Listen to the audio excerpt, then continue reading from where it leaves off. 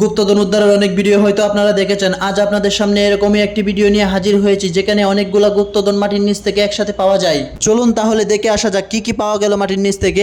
একটা জায়গায় খনন করার পর দেখা গেল সেখান থেকে স্বর্ণের এবং পিতলের তৈরি কিছু তৈজসপত্র বেরিয়ে আসছে, আর সাথে কিছু মাটির তৈজসপত্রও রয়েছে সেখানে। মাটির তৈরি তৈজসপত্রগুলোর সাথে আরও রয়েছে চীনামাটি এবং করিমাটির তৈরি তৈজসপত্র।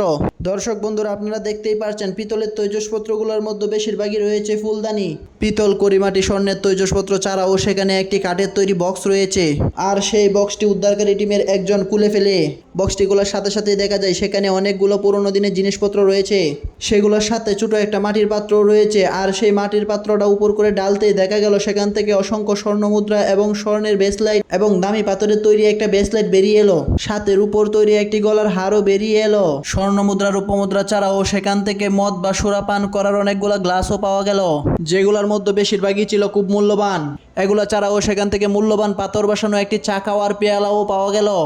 বন্ধুরা, এতক্ষণে হয়তো আপনারা বুঝতে পেরেছেন এই তৈজসপত্রগুলো হয়তো কোনো ধনাঢ্য ব্যক্তি বা পুরনো জমিদারের রাখা তৈজসপত্র। আমি ইউটিউবে এই প্রথম ভিডিও বানাচ্ছি, এর আগে আমি আর কখনো ভিডিও বানাইনি। বন্ধুরা, দয়া করে আমার ভিডিওটিতে একটি লাইক দিয়ে চ্যানেলটি সাবস্ক্রাইব করে দিবেন।